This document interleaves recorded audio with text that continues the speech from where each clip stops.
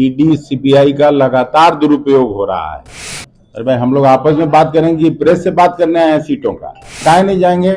हम लोग पूजा पाठ नहीं करते हैं, बीजेपी वाला से ज्यादा करते हैं। कांग्रेस के प्रदेश अध्यक्ष अखिलेश प्रसाद सिंह ने कहा है कि मोदी का कहर मीडिया पर भी टूटा है। हेमंत सोरेन के मीडिया एडवाइजर पर ईडी का छापा पड़ा है। मीडिया पर अत्याचार कर रही भाजपा देश के बड़े पत्रकारों को प्रताड़ित किया जा रहा है। आज पटना में पत्रकारों को संबोधित करते हुए उन्होंने कहा कि 10 सालों में मोदी जी ने एक बार भी मीडिया से प्रेस कॉन्फ्रेंस नहीं किया। इमरजेंसी के दौर में भी इंदिरा जी के विरोध में संपादकीय नहीं लिखा जाता था।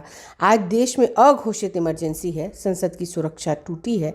कांग्रेस सहित पूरा विपक्ष संसद सुरक्षा मामले में बयान चाहते थे। साल 2021 में भी संसद की सुरक्षा टूटी, तब भी अटल जी और आडवाणी जी ने बयान दिया।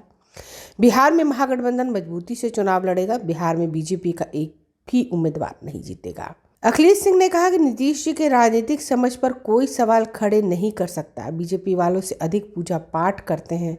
हम लोगों को अयोध्या जाने से कौन रोक सकता है।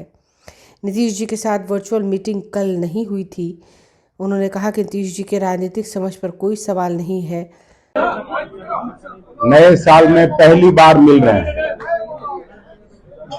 और आदरणीय शकील खान साहब जो हम लोगों के सीएलपी हैं, बाईं तरफ काउंसिल में कांग्रेस पार्टी के लीडर आदरणीय मदन मोहन झा साहब हैं, जो हमसे पहले कांग्रेस पार्टी के अध्यक्ष भी रहे हैं। राजेश राठौर जी मीडिया का काम देखते हैं। आनंद माधव जी, सीनियर लीडर ब्रजेश पांडे जी। हम पूरे कांग्रेस पार्टी की तरफ से नए साल की आप लोगों को शुभकामनाएं और बधाइयां देता हूं। आज शकील साहब की इच्छा थी कि मीडिया के लोगों को बुला के भैया एक दिन खाना खिलाइए, तो मैं बुलाया तो था आप लोग सबको लंच खिलाने के लिए, लेकिन अब इतना लंबा चौड़ा ये है कि कुछ न कुछ बोलना पड़ेगा। तो मोदी सरकार में बाकी देश की जनता तो करा ही रही है महंगाई और बेरोजगारी से। मीडिया के लोग भी कम परेशान नहीं हुए हैं। आप सभी इस बात से वाकिफ हैं कितने लोगों की नौकरियां गई।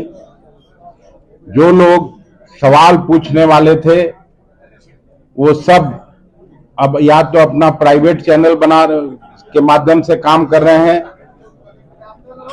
या फिर वो बेरोजगार हो गए हैं। जब से मोदी जी ने सत्ता संभाली है तब से न केवल विरोधी पक्ष के नेताओं पर दमन हो रहा है, बल्कि मीडिया के भाइयों पर भी ये दमन जारी है। एक एक करके मीडिया के लोगों पर अत्याचार बढ़ता जा रहा है।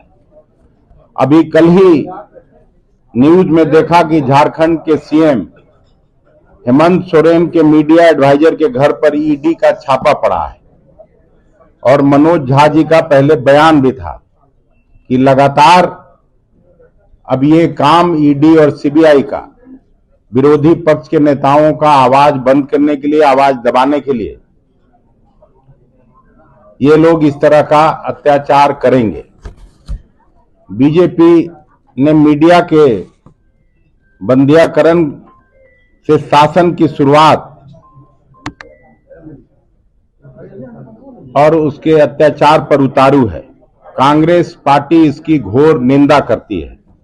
इससे पहले आप सभी जानते हैं देश के जाने माने पत्रकार अजीत अंजुम, रवीश कुमार, अभिसार शर्मा एवं कई अन्य पत्रकारों को प्रताड़ित किया जा रहा है।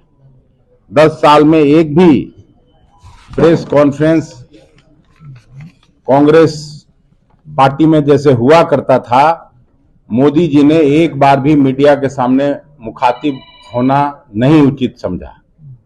मैं यूपीए सरकार में काम करता था, उस समय जब कभी प्रधानमंत्री मनमोहन सिंह जी विदेश जाते थे, विदेश के दौरे पर जाते थे, तो उनके साथ आपके जैसे कई पत्रकार जहाज में चढ़ के भी उनसे सवाल करते थे।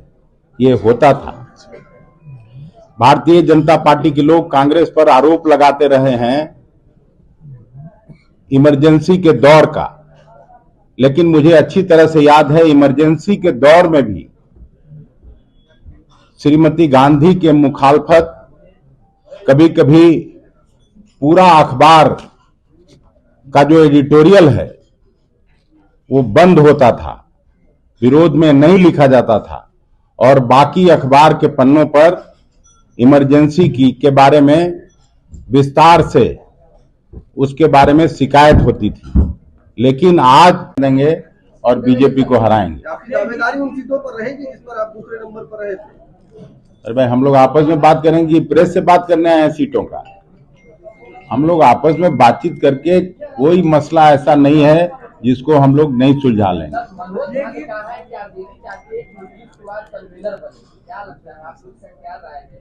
तो सभी पार्टियां चाहती हैं तो कांग्रेस उसमें कब पीछे रहेगी? नीतीश जी ने शुरू किया था ये काम, ये बात तो सब लोग जानते हैं। और नीतीश जी की परिपक्वता के बारे में, नीतीश जी की पॉलिटिकल समझ के बारे में कौन सवाल खड़ा कर सकता है? आप लोग को मैं भोजन पे आमंत्रित किया हूं, बिना देर किए। खड़गे जी को बड़ा दावेदार माना जा रहा है। खड़गे जी को बड़ा दावेदार प्रधानमंत्री के चेहरे के रूप में। तो अभी प्रधानमंत्री तय हो रहा है। अरे भाई, पहले बीजेपी को हम लोग हराएंगे, हम लोगों की का जो संख्या पर्याप्त बल चाहिए वो हो जाएगा तो प्रधानमंत्री भी चुन लिया जाएगा। जब उन्होंने कहा है तो ये तो हम लोग भी बोल ही रहे हैं कि ईडी सीबीआई का लगातार दुरुपयोग हो रहा है। कल ही हुआ, कोई ऐसी पार्टी नहीं विपक्ष की है या कोई ऐसा नेता जो सदन में भी बोलना चाहता है, उसका आवाज आज संजय सिंह जेल में है। और 1 दर्जन से ज्यादा लोगों को जेल में केवल इसलिए भेजा गया कि वो मोदी जी के नीतियों का खिलाफत करता था, जन विरोधी नीतियों के खिलाफ बोलता था सदन में। तो ये तो लगातार हो ही रहा है। ईडी सीबीआई का लगातार दुरुपयोग हो रहा है। जो प्रजातांत्रिक इंस्टीट्यूशंस हैं उनको खत्म करने की साजिश हो रही है। जिस तरह से विश्वविद्यालयों में आरएसएस के द्वारा वाइस चांसलर नियुक्त किए जा रहे हैं, ये किससे छिपा है? आप सभी को मालूम है।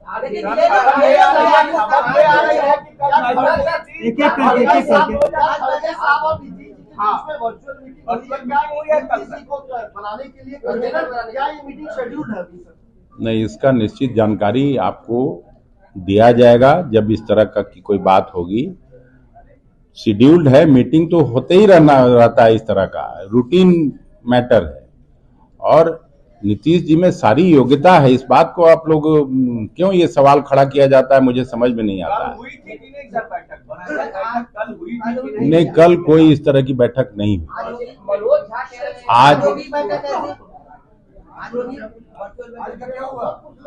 आज मैं तो उसमें नहीं पार्टिसिपेट कर रहा हूं। हमसे ये सवाल क्यों कर रहे हैं, इसका निश्चित उत्तर आपको नहीं। प्रदेश अध्यक्ष है तो मुझे जो जानकारी है मैं वही तो बताऊंगा आपको। क्या किसी को आप लोग जाइएगा कि नहीं? काहे नहीं जाएंगे? हम लोग पूजा पाठ नहीं करते हैं, बीजेपी वाला से ज्यादा करते हैं।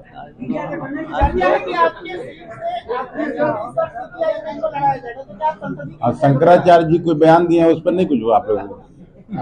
वहां सवाल करिए ना, ये हम लोगों का सवाल नहीं है ना। जो सवाल जहां का है उसके बारे में आप लोग छापिए, लिखिए। शंकराचार्य जी इतना बड़ा बयान दे दिए, हम लोग भी तो देख रहे हैं ना, पढ़ते हैं ना। सर, आपके सीट से सीपीआई एमएल के उतारने की चर्चा चल रही है, तो क्या लोग कौन सीट पर? आपकी जो सीट है राज्यसभा की सीट। अभी तो आपसे जो जानकारी मिल रही है तो हम लोग दे देंगे, उसमें कौन लड़ाई का बात है। आपको भी चाहिए तो आप भी आइए, उसमें कौन सा आई।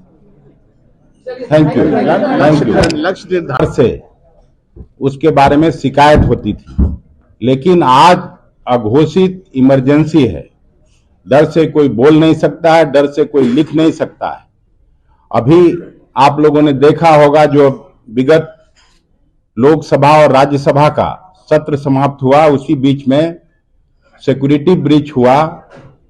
हालांकि वो पहले भी जब स्वर्गीय अटल बिहारी वाजपेयी जी प्रधानमंत्री थे उस समय भी हमला हुआ था आतंकियों के द्वारा, लेकिन वो लोग सुरक्षा कर्मियों ने सीढ़ियों पर उनको मार गिराया था।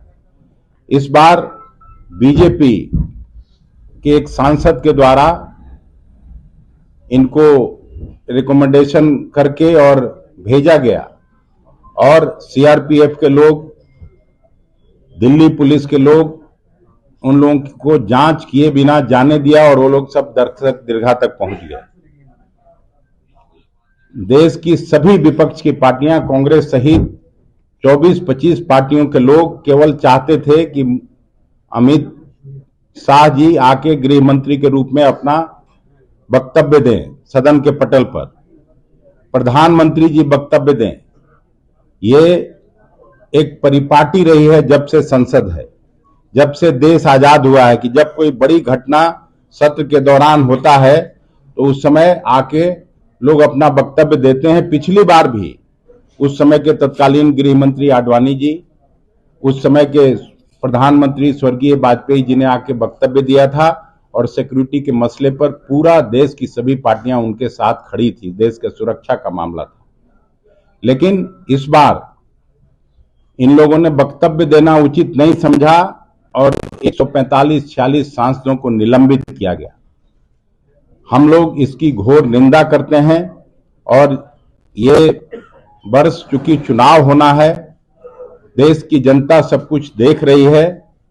ये 3 हिंदी पट्टी के राज्यों में सरकार इनकी जरूर बनी है, लेकिन लोकसभा चुनाव में महागठबंधन पूरी एकजुटता के साथ चुनाव लड़ेगी और बिहार में मुझे पक्का यकीन है कि इनको एक भी सीट नहीं मिलने जा रहा है।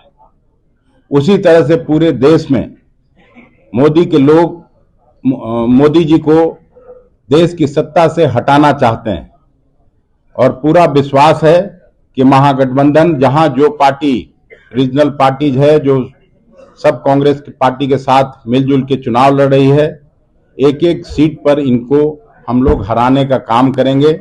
अगर आपने अभी तक हमारे चैनल को सब्सक्राइब नहीं किया है तो हमारे चैनल को जल्द से जल्द सब्सक्राइब करें, लाइक करें, शेयर करें और कमेंट। अगर आप भी अपने दुकान, प्रतिष्ठान, school, college, coaching centre, restaurant, cafe का विज्ञापन देना चाहते हैं, वो भी किफायती दर पर, तो आंखें न्यूज़ 24 लेकर आया है आपके लिए एक सुनहरा मौका। आंखें न्यूज़ 24 न्यूज़ पोर्टल की दुनिया में बिहार का सबसे उभरता हुआ चैनल, जहां बिहार झारखंड से जुड़े तमाम बड़ी खबरें देखने को मिलती है। तो देर किस बात की, आज भी जुड़े आंखें न्यूज़ 24 के साथ। संपर्क करें हमारे व्हाट्सएप नंबर 8935876430 पर। क्या आप पत्रकारिता के क्षेत्र में अपना कैरियर बनाना चाहते हैं? तो आज ही royal Ashoka institute of mass communication and journalism में अपनी जगह सुनिश्चित करें। आर्यभट्ट ज्ञान विश्वविद्यालय पटना से मान्यता प्राप्त 100% प्लेसमेंट के साथ royal Ashoka institute of mass communication and journalism नामांकन जारी है। हमारा पता है DS/16 गायत्री मंदिर के समीप, कंकड़ बाग, पटना 8,20,000। आप हमें संपर्क भी कर सकते हैं। हमारा मोबाइल नंबर है 9955456126।